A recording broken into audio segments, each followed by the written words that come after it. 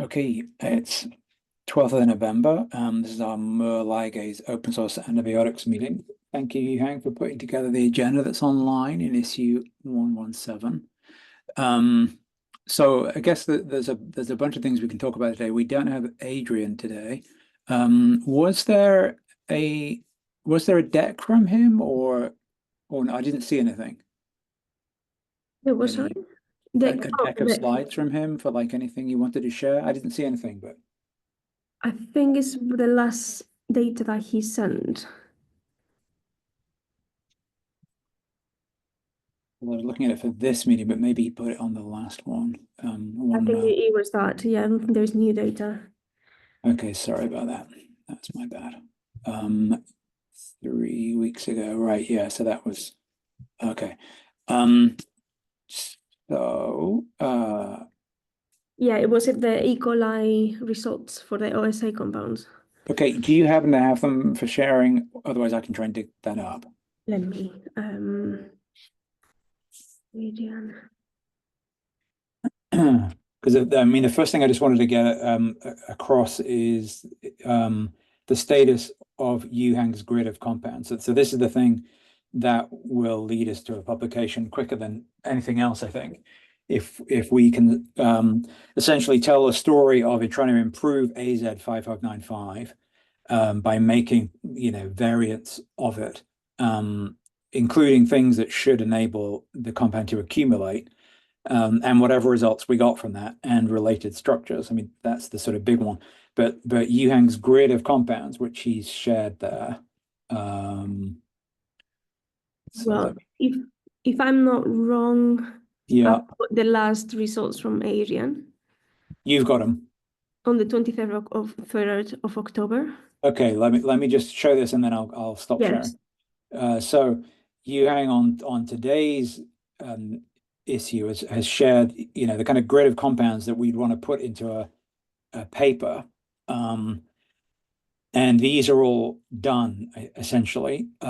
This is, the original compounds from AZ had this alcohol, and we worked on trying to make the amine, which is this guy here, and derivatives of that ought to accumulate better, including some simpler derivatives as well as these guanidinium type things. Yuhang can he's given an update here actually. So the green ones have been synthesized and the orange ones are in process, these last two guanidinium ones. The red ones with the pyridinium ions I think we're going to give up because they're just proving to be really hard. But this is the kind of grid that we want to put in the paper. And so I think, correct me if I'm wrong, Yuhang, but I think apart from the two orange ones, all of them have gone to Warwick, or am I out of date? Yeah, all of them have gone to Warwick. Yeah. Okay, so these two are going to be done last, and when you've got them. Yeah. These two are going to be finished by this week. Right. Hopefully to ship by early next week. That's my plan. Yeah. And you got the last MIC results, right? Yeah. Thanks for the data. Yes. The MIC results I put on GitHub. Okay. Okay. It's here. Share the screen.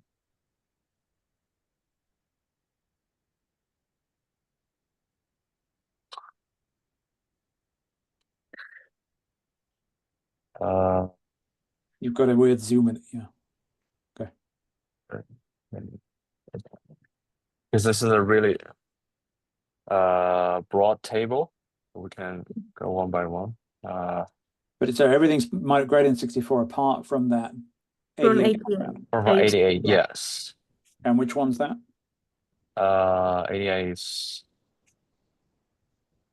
Yeah, we should have a look at that one because I'm going to show you something now. Yeah. Oh, damn. 88 is the guanidinium. Oh, wow.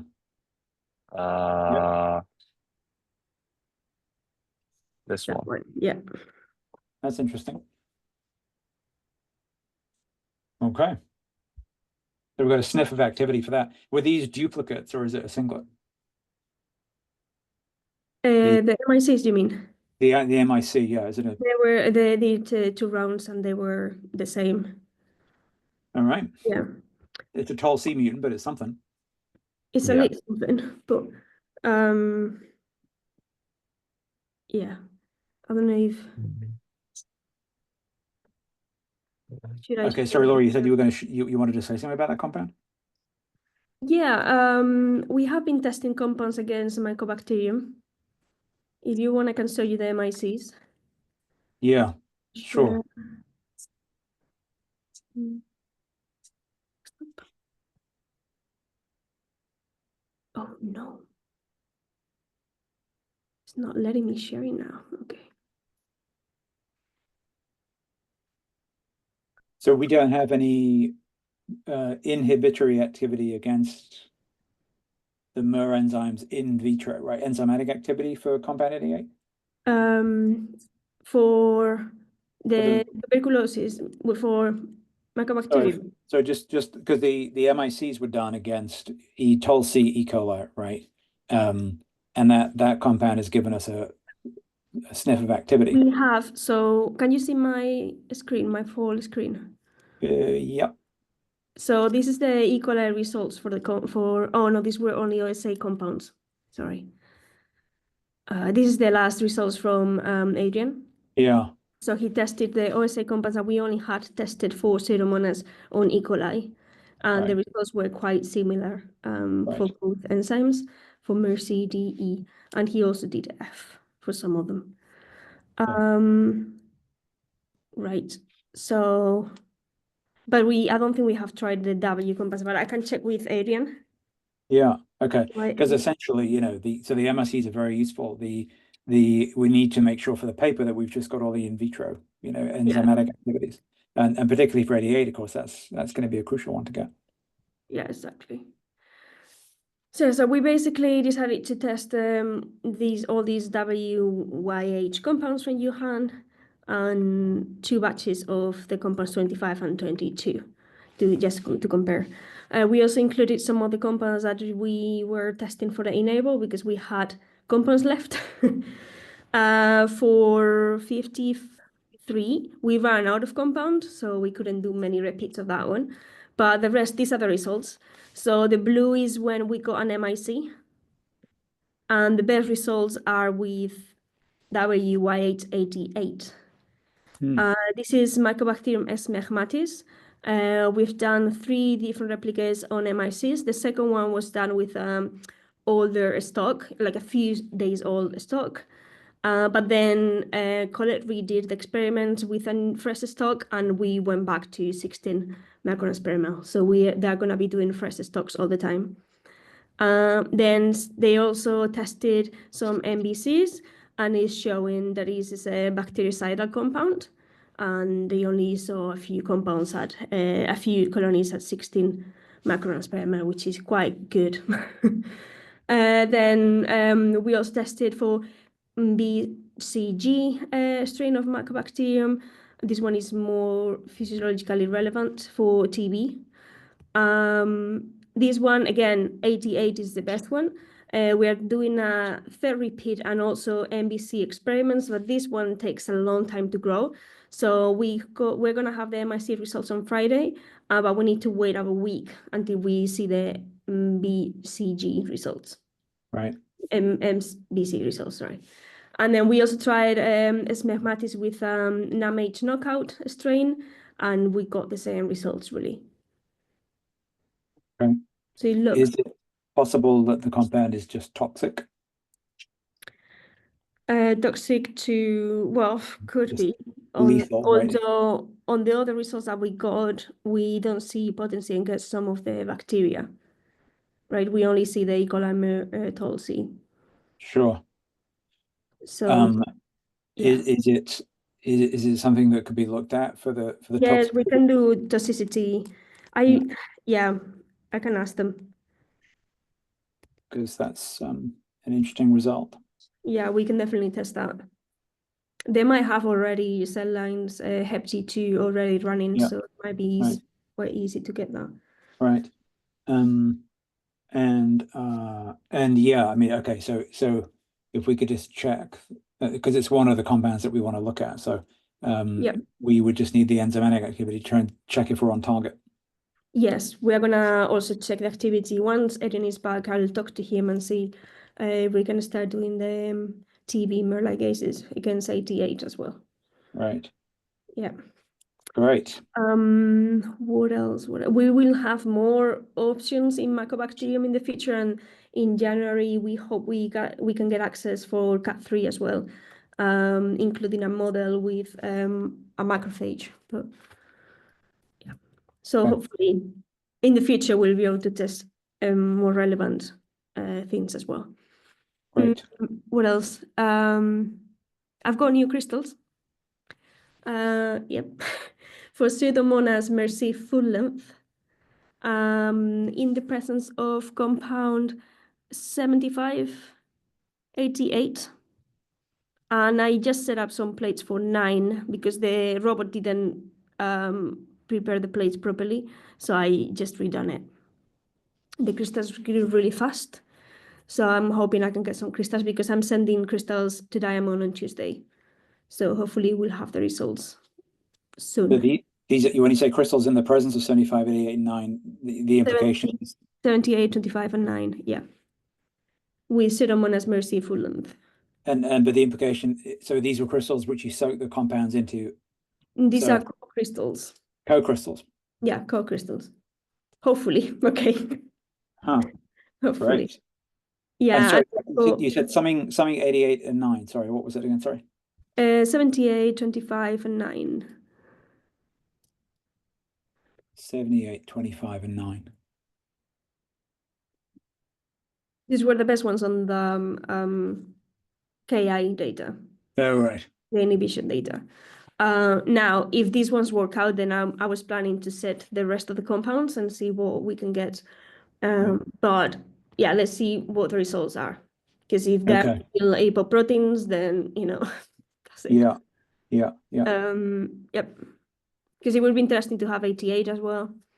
Right. But if I remember correctly, it was some micromolar inhibitor. So that might be a bit more tricky. Yeah. I'm also sending all the crystals that grew with other compounds in this list. But I'm less hopeful for those. They're older plates. Yeah. And this is like a new batch and new stuff that I have set up.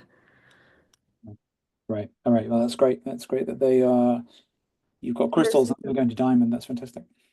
Let's see. Yeah. Fingers crossed. Yep. Okay, fantastic. Thank you. I guess just bring out the subject of crystallography. One of the, of course, it's always been the case that besides the MIC for some of the more fragment-like compounds, the enamine things and the atomized compounds, we've never gotten a structure of one of these proteins with one of these molecules bound. And these molecules, they give, they're pretty high KDs, right? Sorry, they're not particularly good inhibitors, right? And so the concentrations that Adrian's been using in the biochemical assay have been pretty high. So I guess we've been working with you guys, Bart and Scott, about trying to get structures of some of these proteins with one or two of these molecules bound. I guess am I right in thinking though that all of that work has been based on a small subset of all of the atomized compounds basically that we've screened biochemically. So we've taken the few that we like the look of, one or two, I don't know how many it is, and we've been sending those around and trying to get those crystallized. So well, my question really is of all the molecules that we tested in that series biochemically, and I think there were about 20 or something that gave some kind of inhibition in Adrian's assay. How many of those have we tried to co-crystallize with protein? I've forgotten how many we've done. It feels like we've done a handful. I've done more than a handful. Okay. Have you been? I think I've done most of them. I've done at least the 12, 13 compounds. At least. I will have to look in like all the history of my crystallography. But yeah, I've done a lot of them. Yeah. And those have typically been Mur C, or has it been a real mixture? D and C, depending on the values, and some of them will be on both proteins, some others will be on one only, depending on the inhibition strength. And I also included Mur E as well for some of the compounds. Right. So yeah, I did try quite a few of them. Yeah. I tried soaking as well with all of them. The soaking has been tried with all the compounds that we got potency with. Okay. I have 13 compounds here in my spreadsheet that I've received, some from NEU and then some from AstraZeneca. Yeah. The most recent one we got a structure of is this M17 compound with Mur C. Did you get a WYH17, but it was with the shorter construct, right? Yes, it was. Yeah. Yeah. And yeah, we've been, so we have a bunch, my group, I was just talking to them, they have several soaks set up. We've been fighting this issue with sulfate. These like to grow from sulfate. So one of my group members has got some crystals from a more PEG-based crystalline and did some longer soaks. We're shipping to the synchrotron tomorrow, and they have several of these in the inventory. We don't have a lot, that what I have marked here as AstraZeneca-based compounds, which you were just showing, these WYH scaffolds. If there's any that might be better compounds, like you were just saying, always feel free to send them our way and we'll get them into the queue. Are you doing E. coli only or also Pseudomonas? This was the Pseudomonas Mur C. And for the, because if I remember correctly, the ammonium sulfate was the Mur D, E. coli Mur D that was the E. coli Mur D, yes. Yeah, because I just got some crystals for Pseudomonas Mur D on a different condition. I could hunt down the condition and tell you what it has just to compare for, to look for new stuff as well. Yeah. I haven't tested them though. I will test them soon. Okay. So I can let you know if they work out. Yeah. Sounds good. So in that sense, it sounds like pretty good coverage. I mean, I guess if if you imagine the kind of table of protein constructs and then the table of molecules sort of given something on the biochemical assay, is there anything that we have not done yet or need to blitz or try, to increase the chances of getting a structure for a grant proposal, or have we basically covered all of the big things and all the obvious things? I wanted to try diluting the compounds in something that is not DMSO, in some kind of PEG or something. That's what I wanted to try next. Because I'm having issues with compound aggregation, especially for the ones that are not very potent and I need to add more compound. Yeah. Then there is more aggregation, both from the compound side and the protein. So it's a combination. It depends on the compound that I'm using. But I was thinking on getting solids and then dilute them in something different. Right. Yeah. Right. Sorry to jump in, but Laura, did you? I shifted the AZ595, which is the WH25, last time in solids. Yes. So you have the solids, right? Yeah, there should be some for that one, but that one is not the most difficult one. I mean, there was ones where the other OSA compounds, not your compounds, because they are more potent. The ones that you've got. Yeah. Like 25, it was, I think if I remember correctly, it was around 50 nanomolar. Yeah. Inhibitor.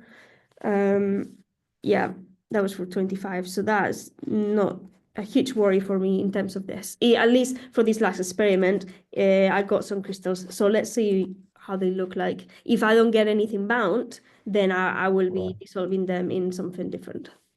Okay, thanks. Yeah.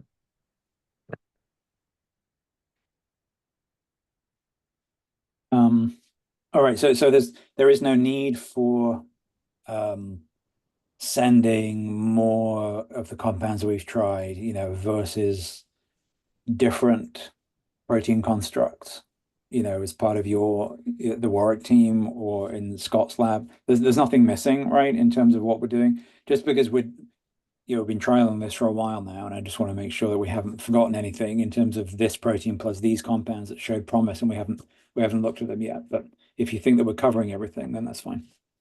I think we're covering a lot. In my case, I tried multiple things. I wanted to try some compounds now with Pseudomonas because most of my efforts were done on E. coli, and now that I'm getting some new crystals with Pseudomonas. But before going into, because it's a lot of crystal plates, so I had like around 200 crystal plates now to check manually because we don't have a robot. And yeah, so I was thinking on just going to Diamond now with what I've got so far with the W compounds. And then if that works out, expand to the rest of the stuff. Right. And Laura, if you have any hits that you get that look promising and you need help following up on them, I'll let you know, yeah. Yeah, we can just set that up with our robot and, image, or even if it's like a refinement screen. Yeah, that's good. With a bunch of compounds or something like that. I guess, just going back to what you were saying, Matthew, about constructs and compounds, I guess, what is the top? What is it, this 88 compound? What's the best compound for all of these Mur Ds and Mur Cs, or is there multiple? Yeah, so to focus on. Right. I mean, the original compound is this thing called AZ5595, and that's the one that was discovered by AZ. The one that has given the best MIC is the derivative of that compound that Yuhang's made, which we were just talking about, number 88. Right. But that's in that kind of AZ series, which is the modification of a published set of inhibitors. The other ones that you've been looking at were much weaker inhibitors, but were derived from a different source, so a completely different chemotype. And those are the ones with these codes like J06 and M17 and things like that. So all of those were pretty weak, and we were just wanting to understand what they were doing through crystallography. So there's a sort of group of those, that Laura's been looking at, and none of them are necessarily a lot better than the others. They're all kind of just weak. Yeah. So structural information would help a lot because it's not quite clear what we've got to do to improve them. Right. Yeah. So we have several of those in soaks it's like, with, as you mentioned, they're weak. So we really have to push the compound onto it's almost like we're forcing it in there. I will say though, the M17 structure that we got, it binds similar to there's a inhibitor in the PDB that the UCB group had done, which was an AstraZeneca compound. But what's interesting, you have this M17 compound and then another one on top of it at the surface. So it's like, when you're soaking these, they're just accumulating at that site. Sort of like we've seen with the Mur D, like sulfate gets bound and it's waiting to get in there. So hopefully tweaking these conditions will help to resolve some of these. And I guess, so for some of these top compounds, I didn't see in the tables, the binding affinity directly to the protein. Are these pretty high for like the 88 compound? We don't know the binding affinities. Because we cannot reproduce exactly the same environments with the SPR, for example. We will need a lot of very expensive substrates for that. So we have KIs, inhibitory constants. For the 88, I'm looking at it now, and the KI is around 18 micromolar. For 25, 9, 78 goes 90, 75, 123 nanomolar. So there's a big difference between the 25, 78 versus the 88. Okay. Yeah, I'm just asking because sometimes that can really help to guide, if we know the affinity directly to the protein, it can help to guide the structural biology. And I'm doing some SPR work with a student with some Mur Ligases. I was planning to add the W compounds, especially 88, to compare Yeah. binding. But I don't know if we will get anything again because we are not going to have the same environment. And these proteins, because are so flexible, have an impact on that. yeah, so yeah, we have I have a BF4 T200 in my lab. So if you ever need help with that, we can certainly do some of these measurements as well. Good. Yeah, Yeah. we got the same one, T200. We're actually setting up a new binding interaction laboratory Oh, in our nice. building with a bunch of different instruments. So That's nice.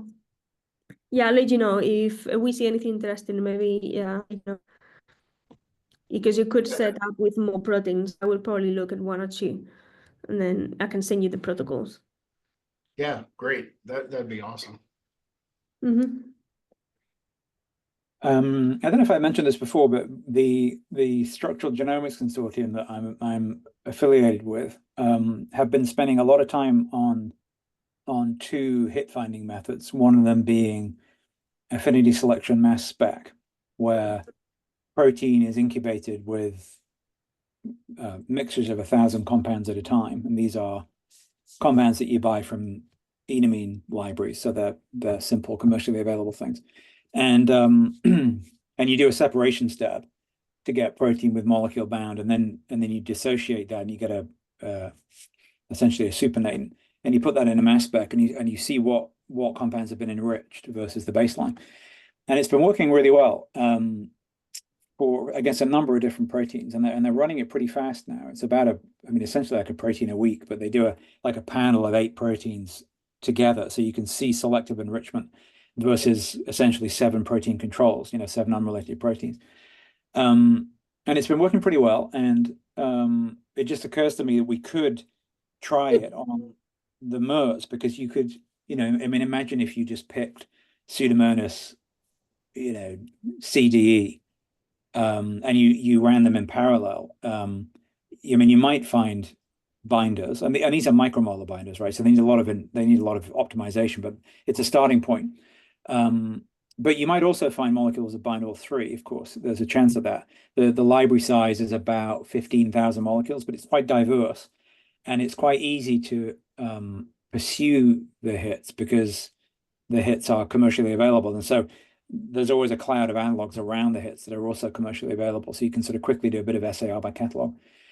For each screen, you need about 2 milligrams or something his tagged.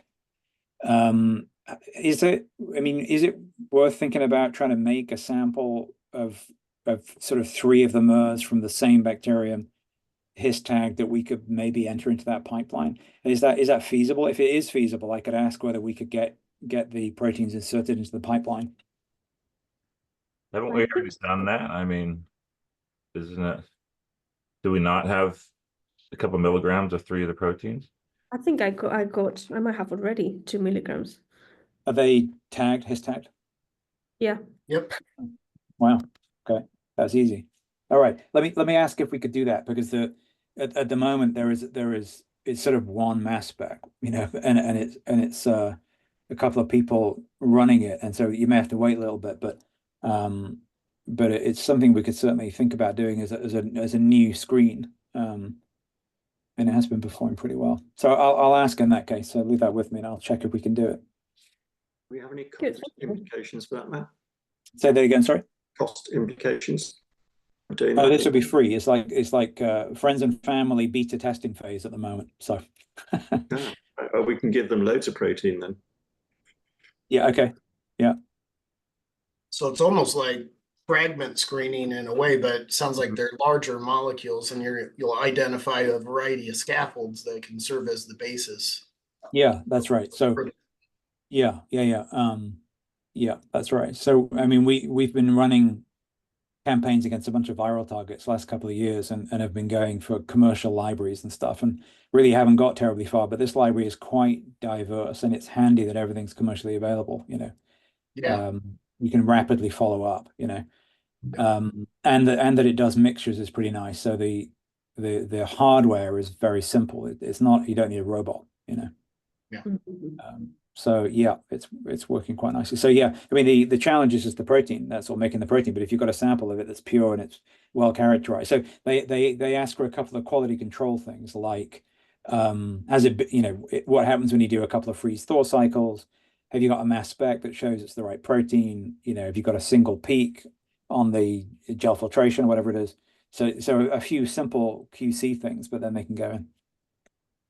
Perfect. Interesting. Do you want to share with us exactly what the QCs are then, Matt? Then we can I've got a little PowerPoint slide that has it all in. Yeah, I can send that. We can just get them ready. Yeah. Yeah, I mean, I'd be surprised if the proteins we use for crystallography don't meet their QC. I know. Waste of time otherwise, wouldn't it? Yeah. Also, we are crystallizing them, so. Right. Yeah, and everything's his tag. I mean, that's Yeah. the standard protocol at SSG. Yeah, I mean, I don't know if you guys are cleaving it off or not for the crystallography, but I'm doing No. both. I'm doing both. Yeah. I try his and non his. Right. Well, actually, yeah, we did too for some of the E. coli, Mur D Mhm. and Mur C, but the tag is there. It has to be removed. All right. I mean, those for me were the main things. Wait 1 second. On the last thing that came up was that Guillaume, the postdoc in my lab, who's doing the TB stuff and is trying to, yeah, he's been in touch with a group at the Institut Pasteur in Korea who are happy to evaluate some of his molecules versus in a wholesale assay, so a 384 assay against RV, so it's a phenotypic screen in parallel with the enzymatic stuff, and they're happy to do that as a contribution to the project. On the call that we were on the other day, they said that they've got a couple. I don't know if it's a couple or if it's more than that. It might be a few. They've got a few phenotypic hits of their own, and they don't know what they're doing, these molecules, and they were wondering if we would have the bandwidth to evaluate them against the TB Mur enzymes. So I wanted to raise that with you, Laura, and you can think about whether that's feasible or not in your own time. I don't want to put you on the spot now, but think about whether that's something that's possible. I mean, I guess they just because they heard that we had the enzymatic assays up and running, they thought, well, could you perhaps check whether these things are working by that mechanism? Can you check how many compounds would be? Yeah, I'll find out. Yeah. And then I can discuss with Adrian. Yeah. Just need to see how much space he's got as well. Yeah. And from my end is making protein. Yeah, that's right. Okay. All right. I'll find out. Yeah. Yes. No it would be good to follow up with you, Matt, about Pasteur Korea, actually. So I've just been talking to people internally at Warwick who are setting up phenotypic morphology screens, microscopy-based morphology screens to identify which biochemical pathway unknown bioactives are working through. And so we're just trying to think really for natural product screening rather than having to purify extracts from university in Japan we're starting to work with. So we're already thinking about this kind of pipeline for mode of action identification. Obviously, if they hit Mur Ligases brilliantly, but it would be good, much easier. Is it a wall inhibitor, yes or no? Yes. And go through that. We're happy to screen them against the Mur Ligases, but maybe we can also discuss that. What will be faster? And I think we need to get a pipeline in order, so to speak. Yeah, it could be some compounds to test the pipeline. Have we talked about Setzer assays before? Have we talked about that? The in-cell thermal melt experiment where I know them very well. Right. So for a human target, if your molecule is known to give a result in a thermal shift assay in vitro, right? If it's seen that, then you can do the same experiment in a cell and watch the effect of a molecule on a protein inside the cell, all at the same time. And it can be done, I'm told, we haven't done it. It can be done with virus, and it can be done on, a Plasmodium parasite inside a cell, right? People have done this, and maybe they got lucky, right? Maybe it's just really complicated, but it does strike me as something that would, imagine it works. I know this is ridiculous, but imagine it worked really well. It would again be a way of doing a screen for mode of action, without bias. Of course, you may get nothing, and you're none the wiser, but it may be something that we could think about. Certainly lots of phenotypic malaria that we would love to do. The only issue that I see with that method is how much, well, it's very costly. Is it? Okay. And then you need some specific software for the data analysis as well that you need to pay for the company that developed the sets and stuff. So I used to work in Killian Hoover lab in the SGC. He brought the sets and stuff to the SGC. So my colleagues were working on it. And it just to run, it's a lot of samples. Per sample, you've got a lot of different labeling to do. So it becomes very expensive. And you need to do the mass spec at different temperatures as well to get the curves, right, of the melting temperature curves, basically, with and without the compounds. So it can get very expensive very fast. Yeah, I mean, I was thinking about it. If we can collaborate with someone that can do it for free, then yes. No, I mean, I was thinking about it in terms of, a national facility kind of thing, right? That kind of level of thing, right? Where one lab would be able to do the analysis, and a bunch of people around the country who are working on phenotypic assays would be able to use it. Yeah, no, that would be quite useful. Yeah, definitely. Yeah. Okay. Other than that, there was nothing else from my side. Anybody else want to raise anything while we're all together? I was just going to ask about the Mycobacterium Murs. Bart, do you know if we have those in the pipeline somewhere? Yeah, for sure we do somewhere. That's what I figured. Yeah. Really? I don't know. We have them all. We also did a lot of the non-Mycobacterium or non-tuberculosis Mycobacterium. We did a ton of those. I don't know what our coverage is, but I could look that up if you're interested and show which ones were successfully purified or expressed, were expressed protein and stuff. If you're interested. The one I found most difficult to make is MUR-D. MUR-D. If you want to check if you got more success. I can get some protein, but it's the worst one of the three. I mean, if there was Mycobacterium abscessus as well as tuberculosis, that would be. Mycobacterium abscessus, that would be useful as well. Okay, I think it's actually easier if I just do them all and show you what we have and give you the status, like if we are able to purify it or not. That's very good. Given it's our best on hit target at the moment. Definitely. Yeah, we are getting abscesses as well, right, Chris? Yeah. Although that is typically rather hard to get compounds into. Yeah. So we'll eventually test. Yeah, we will eventually test the compounds on abscesses as well. But Bart, were you just making those anyway, or was it for a reason? Well, it's part of our mandate of what we do, right? So we worked.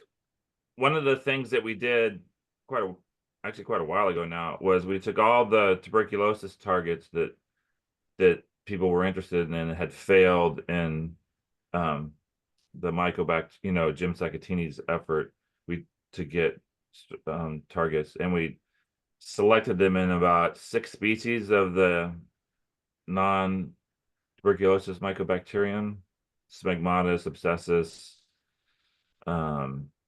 and and a few others, and then we re-expressed them all and tested them, and we recovered. We had a pretty good 40% success rate. It was like 30 to 40%.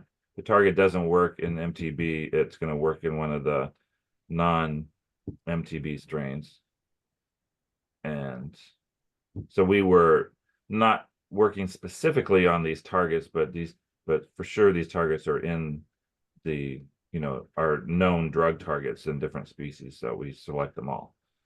That's just what. And to follow up on that, that's actually a project this year that Isabella and I are working on. It's a target rescue for mycobacteria targets that had failed previously. See if we can rescue certain targets. And yeah, I'll go back to that list to see if those are in that spreadsheet she had sent as well. I mean, I don't know if all of them, but for sure, like probably Yeah. most in there. Right. Right. Okay. And if That's they're good to not, know. we can push them through. Mhm. Okay. All right, great. Anything else anyone wants to mention? Otherwise, we can get 15 minutes back. That's All right. Yeah, all right. Thanks for coming, everybody. Really appreciate it. Thanks, Scott and Bart in particular. I know it's early. Oh, it's fine. It's still Yeah. good luck with the crystals. Oh, thank you. If I get anything, you will know before the next meeting, okay? Sounds great. Okay, see you guys. Take care. Take care. See you, everyone. Bye all.